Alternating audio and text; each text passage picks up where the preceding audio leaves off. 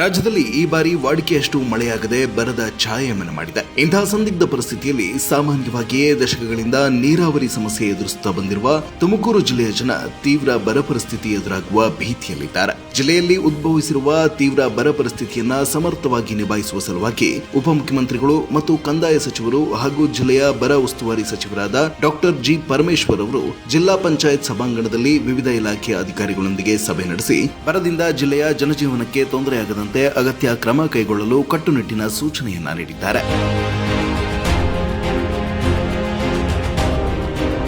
ಬರ ಪರಿಸ್ಥಿತಿಯನ್ನ ಎದುರಿಸಲು ನಿಯಮಗಳನ್ನ ನೋಡುತ್ತಾ ಕುಳಿತರೆ ಕೆಲಸ ಆಗುವುದಿಲ್ಲ.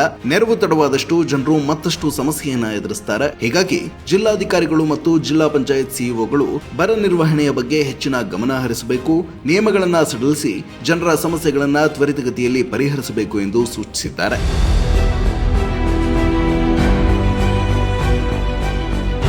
ಕುಡಿಯುವ ನೀರಿಗೆ ಮೊದಲ ಆದ್ಯತೆಯನ್ನ ನೀಡಬೇಕು. ಈ ವಿಚಾರದಲ್ಲಿ ಯಾವುದೇ ರೀತಿಯ ಸಬೂಬು ಹೇಳಿದ್ರೂ ಕೇಳೋದಿಲ್ಲ. ಕುಡಿಯುವ ನೀರಿಗೆ ಅಂತಲೇ ಪ್ರತ್ಯೇಕ ಅನುದಾನವನ್ನ ನೀಡಲಾಗಿದೆ. ಅದನ್ನ ಬಳಸಿಕೊಂಡು ಅವಶ್ಯಕತೆ ಇರುವ ಕಡೆಗಳಲ್ಲಿ ಬೋರ್ವೆಲ್ ಕೊರೆಸಿ ಆ ಬೋರ್ವೆಲ್ಗಳಿಗೆ ತ್ವರಿತಗತಿಯಲ್ಲಿ ವಿದ್ಯುತ್ ಸಂಪರ್ಕ ಕಲ್ಪಿಸಬೇಕು ಎಂದು ಸೂಚನೆಯನ್ನ ನೀಡಿದ್ದಾರೆ. ಇದರ ಜೊತೆಗೆ ಜಿಲ್ಲೆಯ ಮಳೆ ಮಾಪನ ಕೇಂದ್ರ ಸುವ್ಯವಸ್ಥೆಯಲ್ಲಿಲ್ಲ ಎಂದು ತಿಳಿದ ತಕ್ಷಣವೇ ಅಗತ್ಯ ಹಣಕಾಸಿನ ನೆರವನ್ನ ಬಿಡುಗಡೆ ಮಾಡಲಾಗಿದ್ದು ಆಧುನಿಕ ಯಂತ್ರಗಳನ್ನ ಅಳವಡಿಸುವಂತೆಯೂ ಸೂಚಿಸಿದ್ದಾರೆ.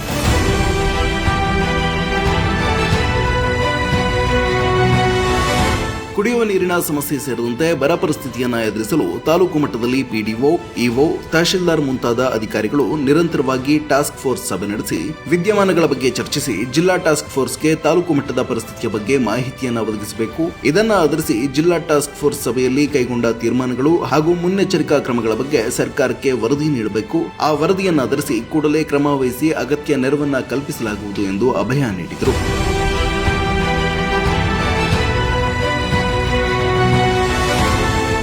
ದೇಶದ ಬಹುತೇಕ ಕಡೆಗಳಲ್ಲಿ ಬರದ ಛಾಯೆಯೇ ಆವರಿಸಿರುವುದರಿಂದ ಹೊರ ರಾಜ್ಯಗಳಿಂದಲೂ ಜಾನುವಾರುಗಳಿಗೆ ಮೇವು ಪೂರೈಕೆ ಕಷ್ಟಕರವಾಗಿದೆ. ಹೀಗಾಗಿ ನೀರಿನ ಲಭ್ಯತೆ ಇರುವ ಮೇವನ್ನ ಬೆಳೆಯಲಿಚ್ಛಿಸುವ ಜಿಲ್ಲೆಯ ರೈತರಿಗೆ ವಾರದೊಳಗೆ ಮೇವಿನ ಬೀಜಗಳನ್ನು ವಿತರಿಸಿ ಅವರು ಬೆಳೆದ ಮೇವನ್ನ ಜಿಲ್ಲಾಡಳಿತವೇ ದುಡ್ಡು ಕೊಟ್ಟು ಖರೀದಿಸಿ ಅಗತ್ಯವಿದ್ದ ಕಡೆ ವಿತರಿಸಬೇಕು. ಇದಕ್ಕಾಗಿ ಪ್ರತಿ ತಾಲೂಕುಗಳಿಗೆ ಈಗಾಗಲೇ ಹಣವನ್ನ ಬಿಡುಗಡೆ ಮಾಡಲಾಗಿದೆ ಅಂತಲೂ ತಿಳಿಸಿದರು. ಇದೇ ವೇಳೆ ಬರದಿಂದ ಉಂಟಾಗುವ ಬೆಳೆ ನಷ್ಟಕ್ಕೆ ವಿಮೆ ಕಂಪನಿಯವರು ಸರಿಯಾಗಿ ಪರಿಹಾರ ನೀಡುವುದಿಲ್ಲ ಎಂದು ರೈತರು ದೂರುತ್ತಿದ್ದಾರೆ. ಈ ಬಗ್ಗೆ ವಿಮೆ ಕಂಪನಿಯವರೊಂದಿಗೆ ಪ್ರತ್ಯೇಕ ಸಭೆ ನಡೆಸಿ ಸೂಚನೆ ನೀಡಲಾಗುವುದು ಎಂದು ತಿಳಿಸಿದರು.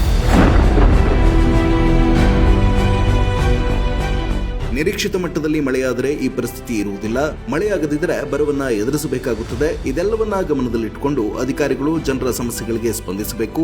ಜನಪ್ರತಿನಿಧಿಗಳ ಸಂಪರ್ಕದಲ್ಲಿದ್ದು ಅವರ ಸಹಕಾರದೊಂದಿಗೆ ಸಮಸ್ಯೆಗಳನ್ನು ಪರಿಹರಿಸಬೇಕು. ನಿರ್ಲಕ್ಷಿಸಿದರೆ ಅಂತಹ ಅಧಿಕಾರಿಗಳ ವಿರುದ್ಧ ಕಠಿಣ ಕ್ರಮ ಜರುಗಿಸಲಾಗುವುದು ಎಂದು ಎಚ್ಚರಿಸಿದರು. ಹೀಗೆ ಜಿಲ್ಲೆಯ ಅಧಿಕಾರಿಗಳಿಗೆ ಕಟ್ಟುನಿಟ್ಟಿನ ಆದೇಶಗಳನ್ನು ಹೊರಡಿಸಿ ಅಗತ್ಯ ಅನುದಾನಗಳನ್ನು ನೀಡುವ ಮೂಲಕ ಎದುರಾಗಬಹುದಾದ ಬರ ಪರಿಸ್ಥಿತಿಯನ್ನ ಸಮರ್ಥವಾಗಿ ನಿಭಾಯಿಸಲು ಇಡೀ ಜಿಲ್ಲಾಡಳಿತವನ್ನ ಮಾನ್ಯ ಉಪಮುಖ್ಯಮಂತ್ರಿಗಳು ಗುರಿಗೊಳಿಸಿದ್ದಾರೆ.